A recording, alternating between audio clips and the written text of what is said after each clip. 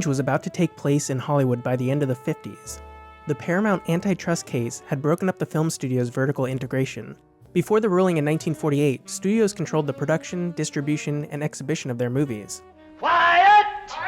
Roll 'em!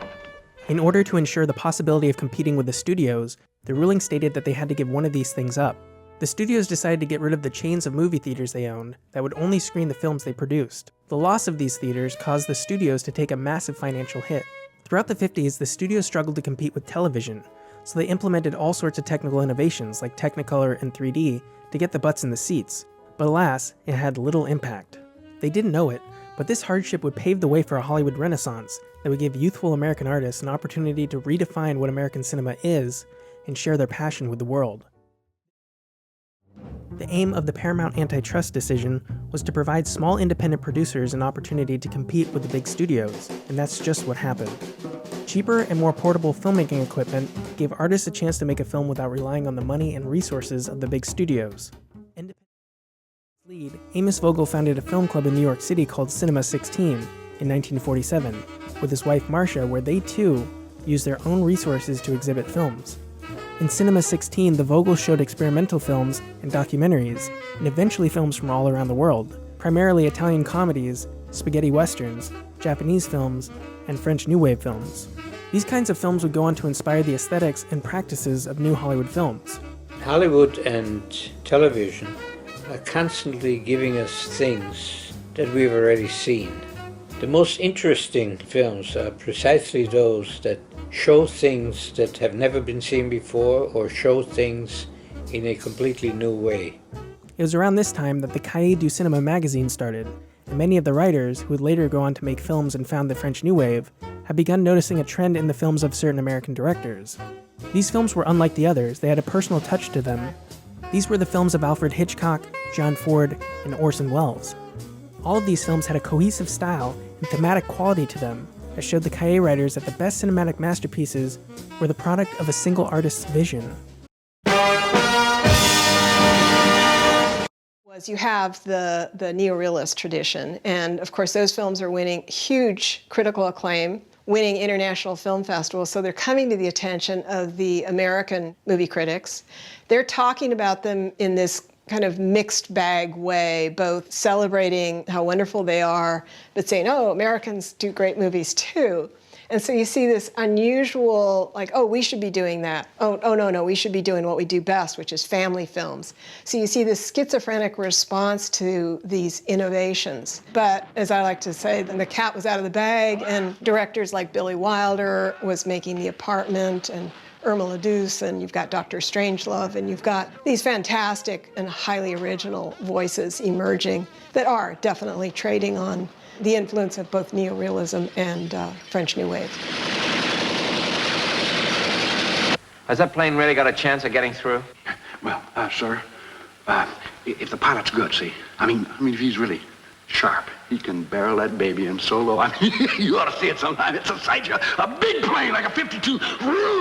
It's jet exhaust frying chickens in the barn. Yeah. I shouldn't tell you this, Mandrake, but you're a good officer and you have a right to know. It looks like we're in a shooting war. Hell. All of these trends, these sort of independent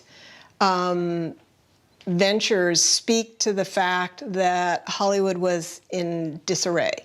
During moments of tumult and chaos is usually when the moments of most profound change in Hollywood. So one of the ways that Hollywood responded was they used to have A movies and B movies, and out of the A movie category, they had something called super specials, which were a category of epic spectaculars, or what you could call Oscar bait movies, prestige movies, where there were literary adaptations, say, big budget and big scope.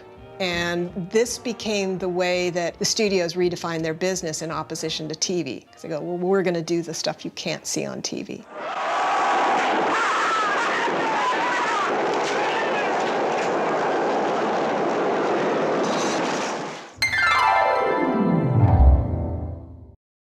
the Supreme Court ruled against Paramount Pictures, saying ownership of the theaters and distribution of their films was a restriction of fair trade. This loss of control of distribution protected independent filmmakers, but meant a decline in the big industry. The next hit to movie popularity was television. Television hurt the industry since many people could stay at home to get their entertainment. Movie viewership plummeted. In the 30s, 60% of people went to the movie theaters at least once a week. But since the 1960s, the number has consistently stuck around only 10%. To combat TV, movies had to do what TV couldn't do: big screens and big budgets. The Hollywood epic came into fruition. This is when movies got absolutely insane. CinemaScope lenses stretched the screen to almost twice the size of conventional film. There were movies like Cleopatra in 1963, which was the highest grossing film of the year and still didn't make back its budget. One of its huge 100-foot set pieces had to be built twice in 2 separate countries because the lead, Elizabeth Taylor, got sick. In 1959, we talked about the fact that MCA bought Universal. It started a rash of subsequently non-media companies buying up the various studios, and the one that's most frequently discussed, because it makes the case so clearly, is Charles Bluhdorn. He was a businessman, essentially, was put in charge of Paramount and really didn't know anything about movies. He started picking movies that probably would have made sense 10 or 20 years ago. Things like Darling Lil and, sort of Julie Andrews-esque big musical fare, very family-oriented musicals. And this was so missing the boat in terms of the climate of the times.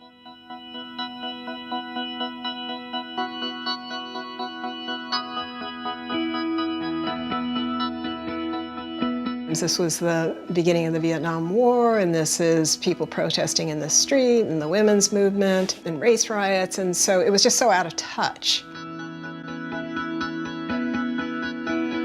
And in that moment, these big, high-cost movies were tanking, and the studio was about to go under, and so they were rather desperate. But the movie business, like everything else today, is changing fast, especially the back lot, that world of make-believe. Castles in Spain, the jungles of Africa, small-town USA, big old, little old New York. Once that was the way to make a movie, but no more. Today's sophisticated audience wants Roll for Rome, Weehawken for Weehawken, not the back lot. Also, the studio backlots are worth millions now as real estate. Well, Worldwide's equally impressive lot number 3 has already been sold, and rumor has it that lot 2, right here, is next. But it's a fact, not a rumor, that Worldwide's fantastic props and fabulous costumes go to the highest bidder at tomorrow's auction. The public is cordially invited.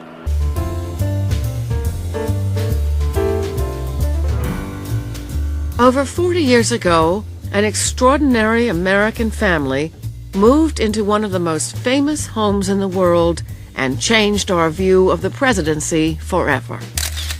With glamorous Hollywood good looks and 2 camera-friendly children, the Kennedys helped usher in a youth culture that affected every aspect of American life. From behind closed doors in the White House to intimate family vacations, photography and television took the American public behind the scenes of its most regal couple. Photography went from a medium that documented politicians to a medium that helped sell their images. For a country fearful of communism and on the verge of a race revolution, the eye-pleasing Kennedys comforted Americans while exciting and inspiring people in Europe and beyond. They really conducted a coup d'etat in politics. They revolutionized it, no question. They shoved aside the old guard, Lyndon Johnson, Adlai Stevenson, Sam Rayburn, all of these people. They shoved them aside. And imagery, of course, was a great part of it. And as television was gaining strength, why he did more on that. You cast your vote for Kennedy and the change that's overdue. So it's up to you, it's up to you, it's strictly up to you. He had a feeling about time and life and magazines and all of that. In '59, the beginning of the presidential campaign, they had an increasing realization of how good television was for them and how good they were on television. The Kennedys' political revolution would be televised for the first time. Many say it was a matter of being in the right place at the right time. But it was more than that. Pleasure to have you here, and I want you to meet my daughter Caroline and my wife Jackie. He was the first president born in the 20th century. He was in his 40s. If asked how old he was, I can remember him saying 43 and a half, and only children do that.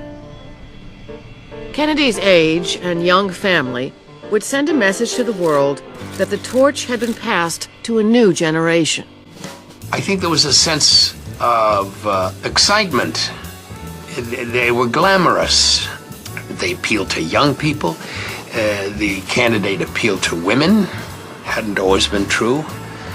And I think there was a sense of promise that it was almost palpable, it seemed to me.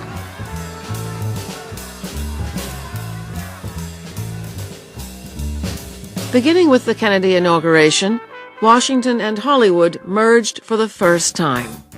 Stars like Frank Sinatra, a personal friend of JFK's, enhanced the Kennedys' glamorous image.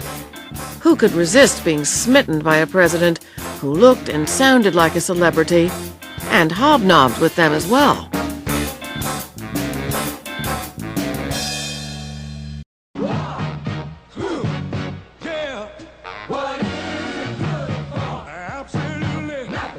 After months of study and debate, President John F. Kennedy decided to honor and uphold the commitments made to Vietnam by the Truman and Eisenhower administrations. In December 1961, Kennedy raised the number of American advisors in Vietnam from 1,000 to 1,500 and committed the United States to a more visible and hazardous role. Technically, U.S. personnel were in Vietnam only to train, advise, and support the South Vietnamese, but many Americans came under enemy fire.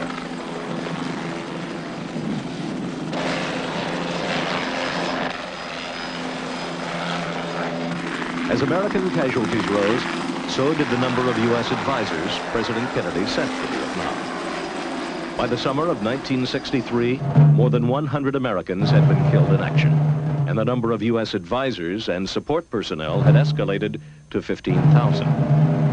And still, the war went badly for the South Vietnamese.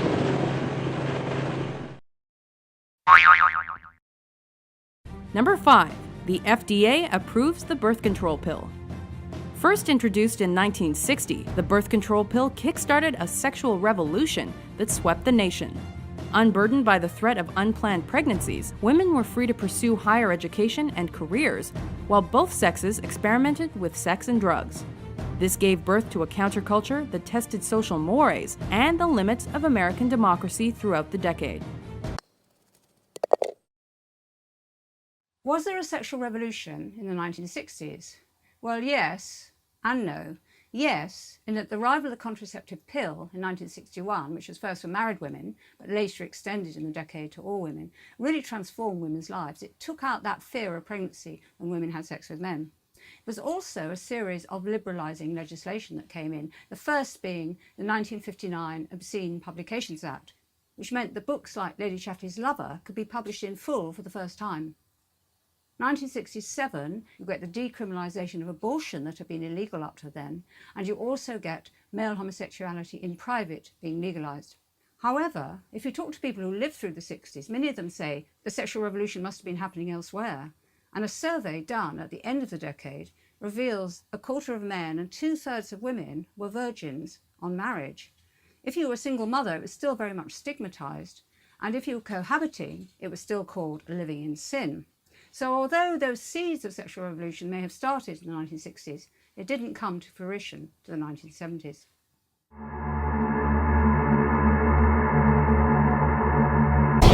A young and charismatic leader, John F. Kennedy seemed the perfect president to lead America through the 60s. Ask not what your country can do for you. Ask what you can do for your country. These hopes were shattered when he was shot down by a sniper's bullet in 1963. From Dallas, Texas, the flash, apparently official, President Kennedy died at 1 p.m. Central Standard Time. Though Lee Harvey Oswald was arrested for the crime, he was murdered before going to trial, leading to endless conspiracy theories over the following decades. Regardless of the motive or perpetrator, President Kennedy's assassination shook the country and signaled the coming instability. We have suffered a loss that cannot be waived.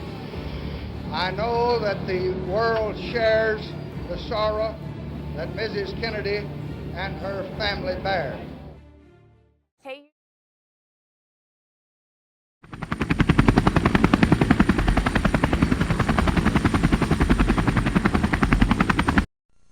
On the night of August 4th, 1964, President Johnson appeared on national television. He told the American people that 2 U.S. destroyers, the Maddox and the Turner Joy, while on patrol in the Gulf of Tonkin, had been attacked by North Vietnamese PT boats. He said neither ship had suffered any damage or any casualties. The incident, however, gave President Johnson enough cause to immediately order limited airstrikes against North Vietnam and thus escalate the war. Shortly thereafter, on August 7th, the U.S. Congress passed the Tonkin Gulf Resolution, which gave President Johnson blanket approval to continue his policies in Vietnam, and specifically allowed the President, as Commander-in-Chief, to take all necessary measures to repel any armed attack against the forces of the United States and to prevent further aggression. In essence, the Tonkin Gulf Resolution gave the President the power to make war in the absence of a congressional declaration of war.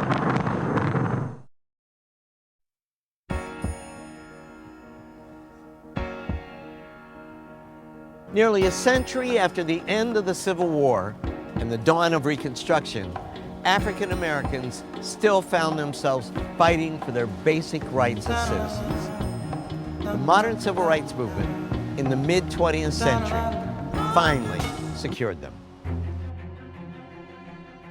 Most historians actually date the start of the formal civil rights movement to Brown versus Board of Education.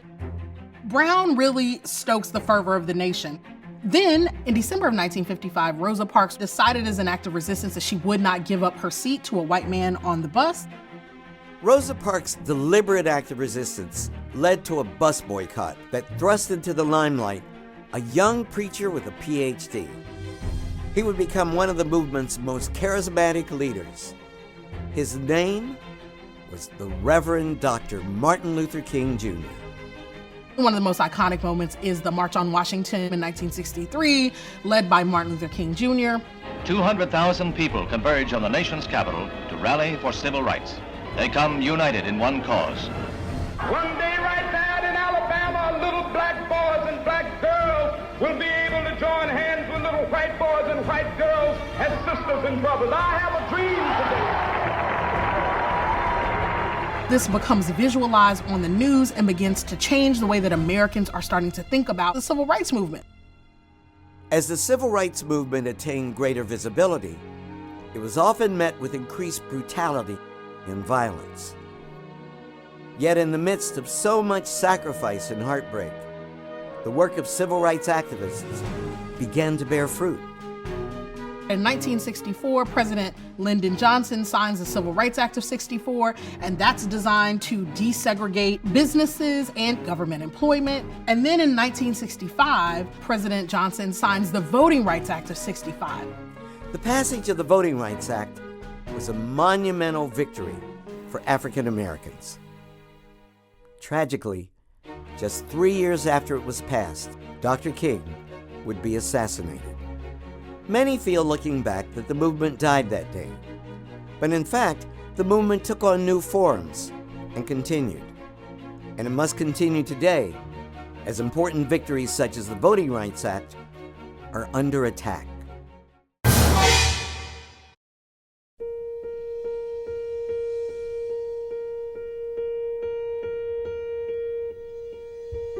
He thinks that the fact he's a Negro and I'm not creates a serious problem. Does he? You're all mad at you because you never take my advice. Like what? Like don't go to a white girl parent's house. Here he comes. Daddy, how are you? This is my dad. Pleased to meet you. How are you? No one enjoys meeting the parents. So how long has this been going on, this thing?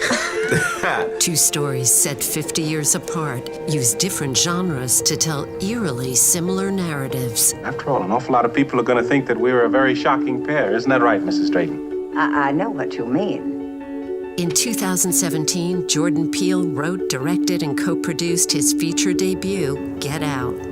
Peele wrote the script during a more progressive America. By the way, I would have voted for Obama for a third term if I could. Best president in my lifetime, hands down. But not without its flaws. I agree, yeah. Inspired by Guess Who's Coming to Dinner, Peele recontextualized the narrative and exposes the horrors of racism that still remain prevalent in our culture today. There it is. On writing his own film, Peele said, "One of the lessons I took from Guess Who's Coming to Dinner is that one of the reasons that film was so effective in its discussion with race is because it started with a situation that was universal." At the height of the civil rights movement, Guess Who's Coming to Dinner depicted the first consensual interracial kiss on screen. The film ends optimistically as the family overcomes their prejudice and accepts Poitier's character into their lives. As for you two and the problems you're going to have, they seem almost unimaginable. But you'll have no problem with me. However, this was not the case for most of America. Civil rights is one thing. This here is something else. Dr. Prentice and I are going to be married, Hillary. Are you? I simply couldn't believe it. I mean, it's so unlike Joey to do anything so appallingly stupid. Yes, come along, Hillary. During the making of the film, interracial marriage was still illegal in 13 states. I want you to go straight back to the galleries and remove absolutely everything and get permanently lost. Don't speak, Hillary. Just go.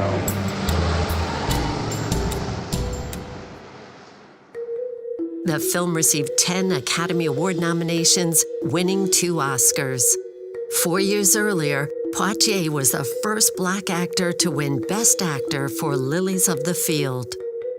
He later received an honorary Academy Award for his lifetime of work in 2001. Get Out was nominated for 4 Academy Awards, with Peele winning Best Original Screenplay. He was the first Black screenwriter to achieve this award. While Guess Who's Coming to Dinner paved the way for a better America, Jordan Peele's work shows the timelessness of this narrative and reveals we still have a long way to go.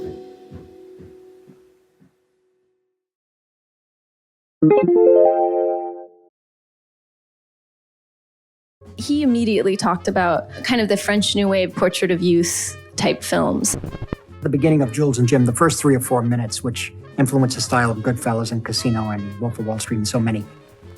Godard was so influential to me at the beginning of my aesthetic as a director, of like wanting to be a director. Throughout the decades, there have been many defining film movements in cinema. Some have had a longer lasting impact than others. Out of all of them, I'd say one of the most influential of these movements was the French New Wave, which took place from the late 50s to the late 60s. Its impact can still be seen to this day. During this time, various directors emerged who made films that could broadly be classified by their similar philosophy and approach towards experimentation and style. Many of these directors began their careers as film critics and cinephiles who wrote for the magazine Cahiers du Cinéma, where they rejected mainstream cinema and came up with a sort of film manifesto that encouraged experimentation and innovation. In this video, I'll outline 4 things from this film movement that are still present in how movies are made and thought about today, which were responsible for altering the course of filmmaking forever. Puisque dans le cinéma français, c'était finalement un régime d'inquisition et de cellules et de compartimentage, où vraiment il fallait... C'est un film qui a été fait entre réaction contre tout ce qui ne se faisait pas. In 1954, director Francois Truffaut wrote an article for Cahiers du Cinéma called A Certain Tendency of the French Cinema, wherein he described his dissatisfaction of the adaptation and filming of safe literary works in a traditional, unimaginative way. Up until then, movies were largely credited to the actors who starred in them, or to the studios and producers involved in their funding and creation. Instead, the cinema of the French New Wave put forward the idea that the real author, or auteur of a movie, should be the director. They should be the primary creative driving force behind each project, by creating a visual style or aesthetic specific to them. Their themes, tone, or overall feeling from their films should also be consistent and identifiable across their overall body of work.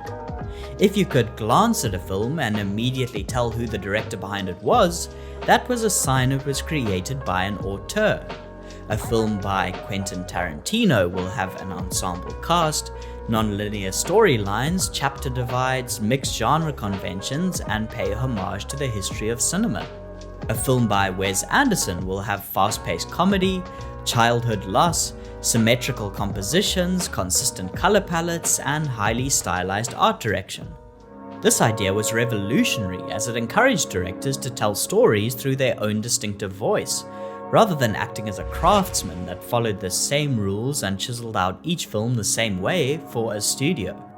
All it takes is watching a few trailers or the credits in a film to tell that auteur theory is still alive and well. Many movies use the name of the director as a selling point, even more so than the actors in some cases. If we turn to short-form filmmaking, a huge number of directors of commercials or music videos get hired by clients and agencies because they want their film told in a specific style associated with that director.